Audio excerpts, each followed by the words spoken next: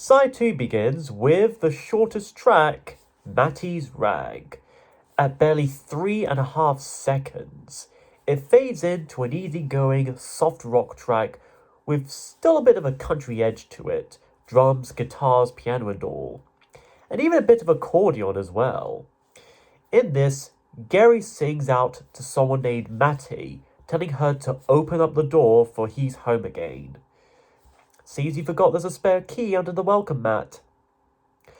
Gerry says there's a big surprise in store, so he tells Matty to turn around and count to 10. He offers her a little souvenir, a wind-up mandolin man that can sing. Turns out she would have wanted a new iPhone. This is likely continuing off that new narrative that I had mentioned about now that Gerry has finally made it back after so much travelling around the world and taking joy in seeing his child again. It's very clearly inspired by his real daughter, Martha Mary, whom he had been away from for quite a while. He wants to hear all her news and see her smile because he has had the homesick blues. When he goes down to that city, which he's likely referring to London, he just doesn't know right from wrong, wrong from right. Although I wouldn't blame him though, I too can get easily lost when trying to find the right line to go to in the underground tubes. When he goes back to Matty, he's able to see the light, and only then does he come to appreciate true home. And it's where your family are. Anyone watching this who may happen to be a parent and having to do an awful lot of work, unable to spend some genuine quality time with your kids and family, you might find something to relate to in this. Love is a singular thing. It can take you up or bring you down. Me, though, it usually takes me from side to side. And in the end, when they grow up and talk about how things used to be, Gerry will be a grand old man of rock with all these memories. Or at least he would have been. More down a bit. Anyway, BJ Cole does a nice solo with a dobro guitar before we get another solo with what might be a violin or fiddle of sorts. Beneath the semi-ragtime music, it's a simple, touching song about a relationship between parent and child after having a long distance for a seemingly long time. Next, we go from the shortest song to the longest, with Whatever's Written in Your Heart, a calm, soothing, and bittersweet piano ballad that clocks up to just about 6.5 minutes. Among the backing vocals singing Night and Day is Barbara Dixon, who also sang in the Ark song, and she would go on to co-sing the duet I Know Him So Well from the Tim Rice ABBA musical Chess along with Elaine Page. So quite the resume, I must say. Waking up here on a rainy day, Gerry swore last time that he would stay away. He came down here to talk to you, and he said this time he might get through. Thing is, though, he might have an allergy to deodorant which you keep constantly using, and he kind of wishes you were knocking off. I heard us speak, but all the words were dead. We talked all night and left it all unsaid. So we agreed to disagree, at least we got our memory. I especially like these lines in particular because there's so much you can get out of them. How even the closest of couples could bicker day and night, even if it's just over a bit of pointless nonsense. We may agree to disagree, but we're still haunted by the memories of what we did, what we said, what we heard, because the intense reactive emotions we felt during those moments, causing us to feel constant regret and guilt over such, over and over, time and time again. It's really quite evoking the more you think about it. Written in your heart, that's all that matters. You'll find a way to say it all someday. As if to say that what matters most is how you actually feel in your heart, and that in time you may get enough bravery and confidence to fully express what and how you may truly feel. It's all about honesty, and that the truth can set you free. The music itself definitely fits the mostly downer and soulful mood of this track, with that solemn Elton John-esque piano. If you're easily reminded too much of any bad memories or trauma or the like, you may have to think twice before listening to the song in particular.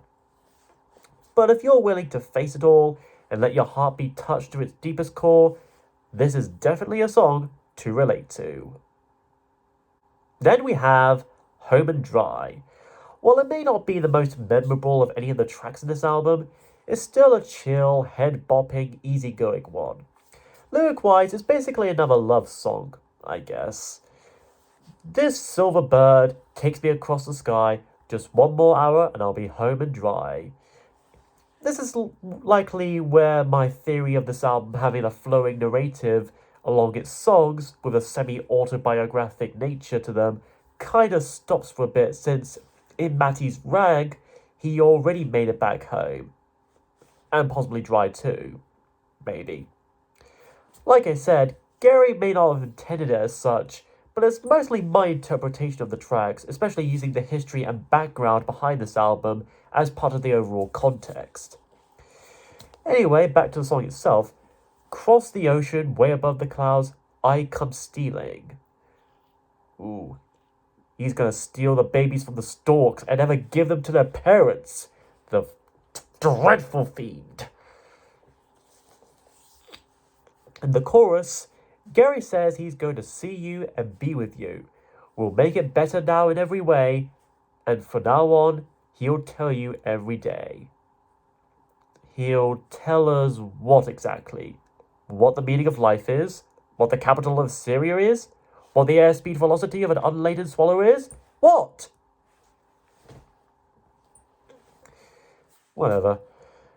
Way up here above this timeless sea, Gerry realizes just what it is you mean to him. You give me something when I thought that everything we had was dying. This could be nothing, but he's willing to give it a try. Please give him something, because someday he might know his heart.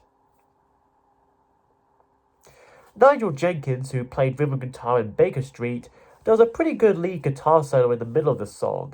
It may not be as impactful as the one in Baker Street, for instance, but I don't think it has to be, as with the track itself in general.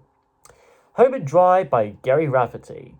It may not be high and dry, but it could likely make you feel homely. After that is Island, a jazzy tune with Raphael Ravenscroft returning from Baker Street to play saxophone here on top of a steel acoustic sounding guitar with a tiny bit of a Hawaiian vibe to it. In this, Gerry tells his love to wake up, for the sun's shining out there and there's a blue sky up above. It's going to turn out that he was cheating on Mr. Blue Sky the whole time.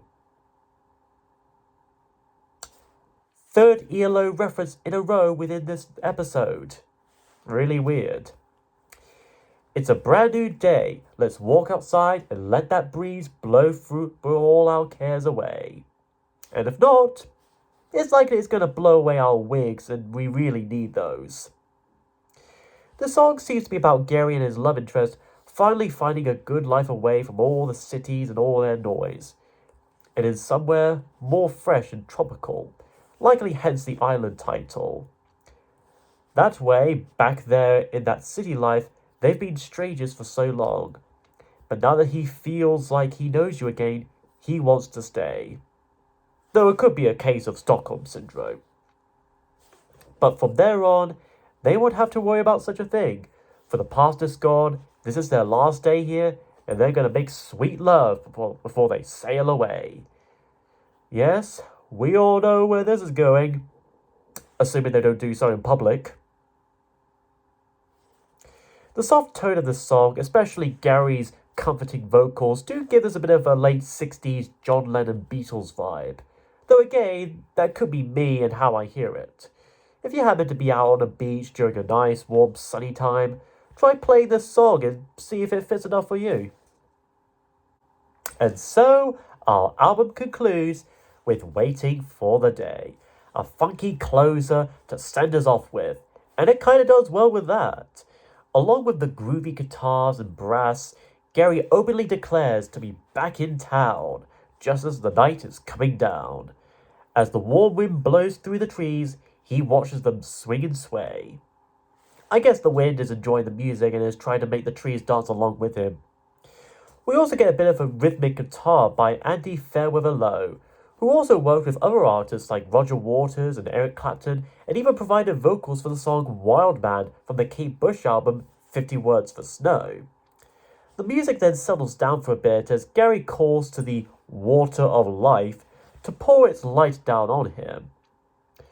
Not sure that's how water that works exactly, or that it's a source of light, but then he speaks to the sweet star of the sea to take him out of this darkness. You can bring the rain on this desert so dry. I guess it's another dream, a dream of Madman Moon.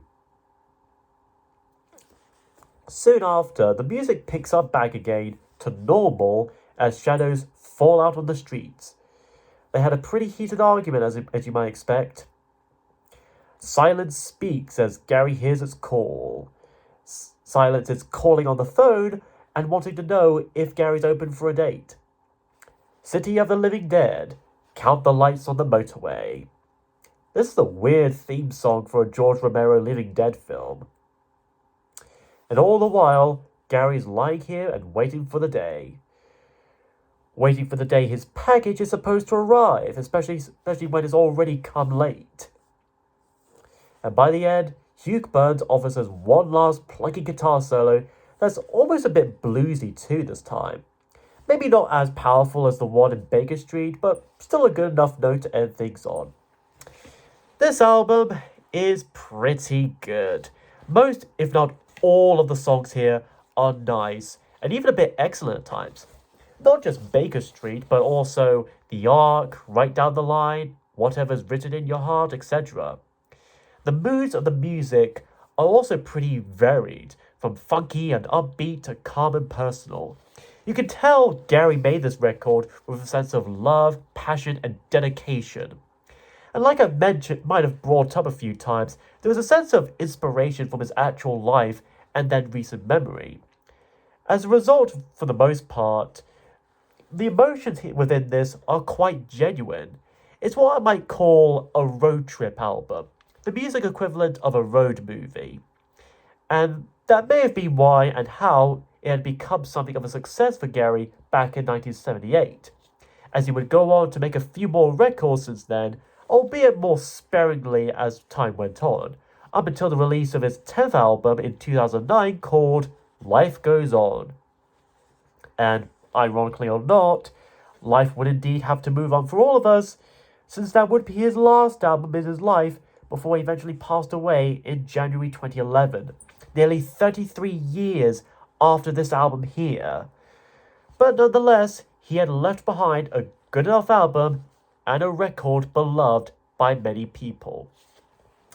Next time, we greet the European female with a very feline album by the Stranglers.